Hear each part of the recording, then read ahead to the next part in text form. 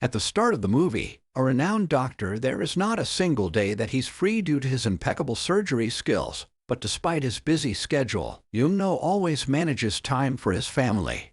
He has a loving wife and an adorable 5-year-old son.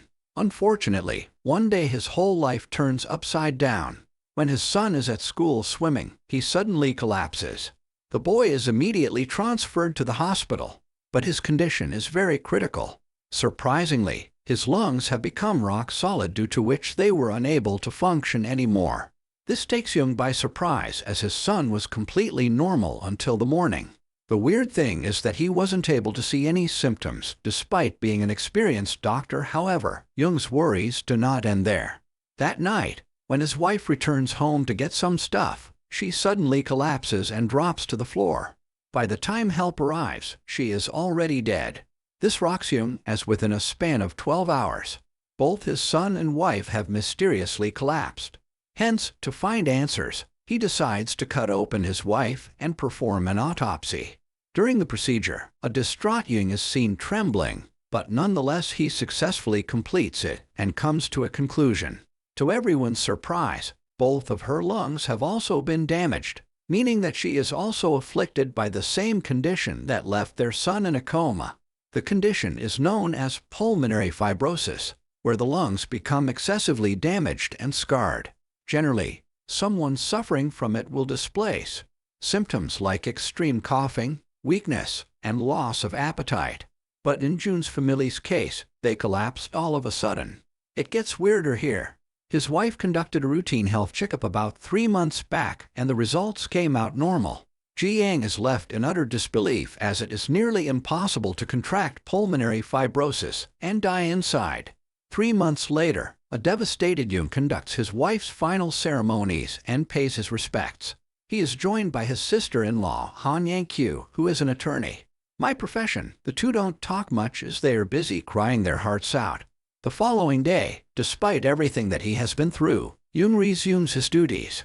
He is at a meeting where one of the doctors mentions that the strange pulmonary fibrosis cases are not new. In fact, a cluster of cases were documented 5 years ago. A renowned physician from another city apparently wrote some articles on the problem. However, they never came to light. Hearing this, a curious Jung decides to visit the physician and learn more about the disease. After a long drive, he finally reaches the place and meets the physician. After a brief introduction, the latter takes out a file report and shows that he documented more than 100 cases in the past. He even published articles on it, but the government never really paid any attention. Because of this, he gave up and left his research altogether. Jung asks if there are any similarities in the patients, and the physician responds that most of them became sick in the spring season. This indicates that whatever the causes, it originates in the earlier season, that is winter. Looking for answers, Jung gathers a list of families that lost their loved ones to pulmonary fibrosis. He then sends each one of them a personalized letter asking for information about the symptoms of the disease. However, even after a week, not one replies, so left with no other options, he decides to visit them one after the other. At first he approaches a man named Ping, who has lost his wife as well as both children. Jung notices that he has become a drunkard, so he doesn't ask much. Then he heads to an old lady's house, whose daughter is barely surviving, with the help of an artificial respirator. The lady herself has contracted pulmonary fibrosis, and it appears as if she won't live for long. Jung asks her a lot of questions, but doesn't find any relevant clues. That night, while he is at home, he has visions of his wife and son, but even in the visions, Jung sees them coughing profusely. When he looks around, he notices steam coming out of a humidifier. With this, Jung snaps out of his vision and realizes that both the old lady and Ping had humidifiers at their homes. Since these devices are mostly used in the winter, he deduces that they are the cause of the unusual mass, hence wasting no time. He heads to the Korean Center for Disease Control, aka the KCDC Great Band, and explains the situation to them. Normally such rumors are thwarted away and no action is taken. But since Jung is a renowned and well-respected doctor, the KCDC executives decide to help him out. In the next scene, an experiment is conducted in Jung's house to check if the humidifiers are the actual cause of the deaths. Several rats are placed inside a cage, and the humidifier is left open for 24 hours. There are also several cameras placed throughout the room to ensure that no one intervenes in the experiment. After a day, the results come out. Jiang and his sister-in-law, Youngju, are summoned by a KCDC employee who reveals that all the rats died during the experiment. Their lungs suddenly collapsed due to pulmonary fibrosis. The KCDC employee then explains that they didn't die of too much moisture or mold, but due to the inhalation of a poisonous substance called PHMG. This apparently is a biocidal disinfectant, that is, used to clean stuff. The surprising thing is that PHMG was found in the room in a very high concentration, as expected. Jung is surprised as he doesn't recall how the thing ended up there, so he rushes home and starts going through his drawers in hopes of finding clues. After a bit of searching, he finds a photograph of a strange chemical called Spotless. When he stares at it, he goes into a flashback where it is revealed that Spotless is actually a humidifier disinfectant. His wife saw it on the adverts and purchased it. Jung himself liked the product. He noticed that it had been approved by the Korean Ministry of Health. The following day, Youngju tries to use her influence to expose O2, the company that manufactures Spotless. She writes an article and shows it to her boss, but unfortunately instead of help, she gets scolded. He claims that the move is too risky because if their assumptions are false, they might get into trouble. Despite this, Youngju doesn't give up and tries doing things her own way. She calls some of her contacts and asks for help in creating some buzz. She also prints thousands of pamphlets, which explain how the evil company O2 is killing people. Luckily, the plan works and the news reaches the media who in turn broadcast it throughout the country. This puts a lot of pressure on the O2 executives and they take their sweet time to come up with an official statement somewhere else. We are introduced to the mastermind behind the evil product and the owner of O2, Chen. He is an arrogant British businessman who has come to Korea to sell his products. Through the way he talks and treats his employees, it is evident that he doesn't care about their well-being at all. All he cares about is money and how to grow his business empire. To handle the situation, Chen summons his assistant, Sushik. They chat for a while, which makes it clear that the product Spotless is actually harmful. However, Chen doesn't care and he asks Sushik to resolve the matter as soon as possible. If he succeeds, he will be promoted to the position of CEO. Hearing this, Worship becomes excited and immediately gets to work. Sir, our products are killing people. We have to do the right thing. How about some money? That sounds really good, sir. Yeah, let's do that. Elsewhere we see that Youngju has quit her job and moved into a new apartment where she will conduct her investigation. Since O2 is constantly denying the murder allegations, the case has been referred to court. Youngju herself as an excellent attorney, but she knows that O2 will hire big shots against him. Winning would be impossible. Hence she visits one of her former mentors, being sick, who happens to be an award-winning lawyer. Legend says that he has fought over 100 cases and lost none of them. Youngju enthusiastically asks him for help and even hands him the case file, which has all the evidence against O2. Young-suk briefly goes through it and says, "I'll think about it." Unfortunately, when Youngju reaches her apartment, she has informed that Young-suk will not join their cause after all. This leaves her with no choice, so she decides to take on the case by herself the same day. As Youngju, John, and a few colleagues are discussing, many people arrive at the apartment to show support. Most of them are the ones who have been affected by the Spotless. It's infected. Jung is over the moon that his mission is finally coming to fruition. Later, Youngju gathers all of them and delivers an emotional speech. She explains that their family has been destroyed by a murderous company who still aren't willing to take responsibility for their actions. She also mentions that the case may require a lot of money, but it is not a problem as Jung is going to sponsor it alone. Hearing this, all of them start clapping in excitement and promise to fight against O2 until their last breaths. Ironic choice of words then. After months of planning, the big day finally comes.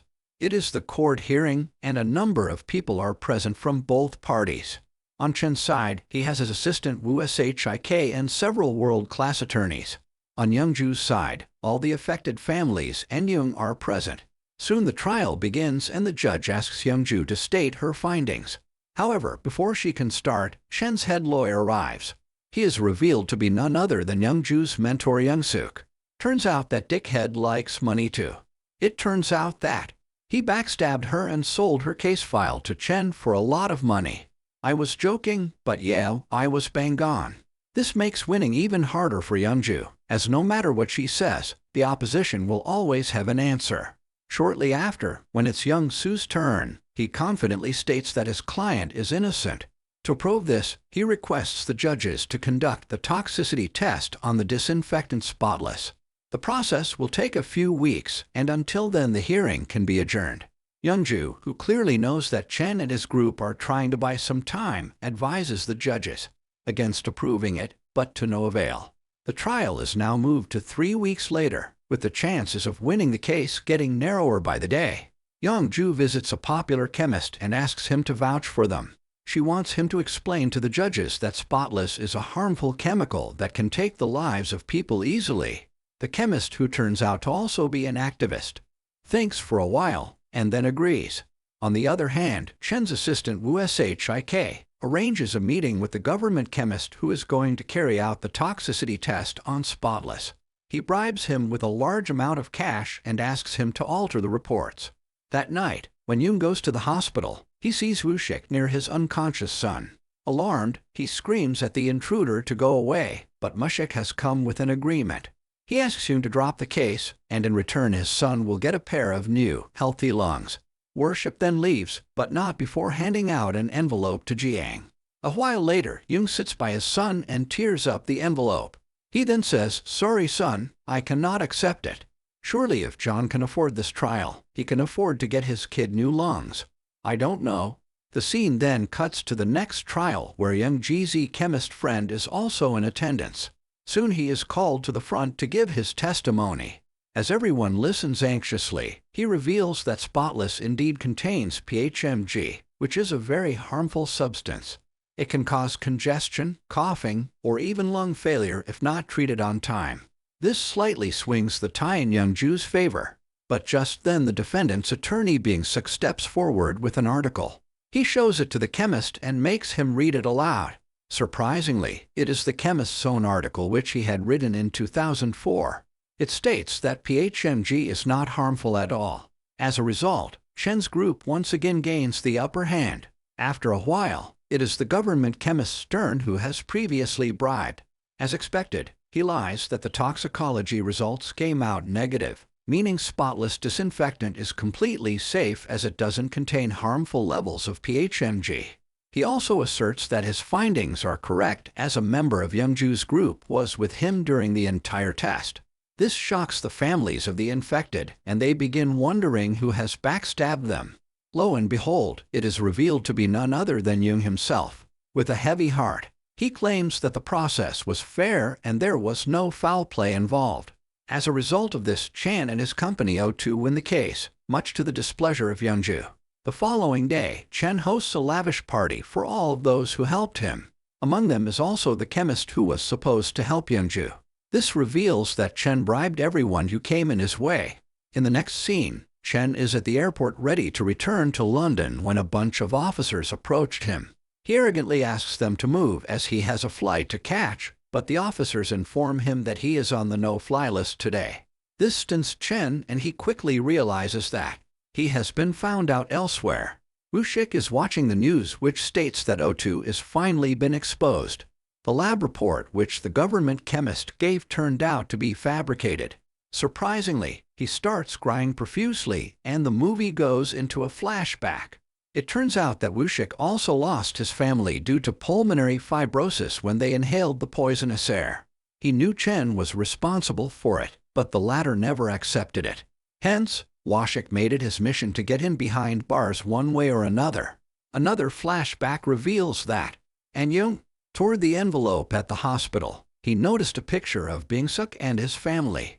This immediately made him realize that Byung-suk is also a victim, so he contacted him and the two had a formal meeting. They agreed to secretly record the toxicity test on Spotless and then hand it over to the officials. The plan worked exactly as they wanted, and now Chen is behind bars. Some days later, Jun's son receives a new set of lungs and they start living happily thereafter. In the final scene, we see several 1,000 people protesting outside Parliament. They want to make the government pay for their negligence in approving toxic items. By the end credits, we learn that more than 20,000 people in Korea are suffering from maternal goodbyes and nearly 1 million health problems, all from the video. Thank you for watching.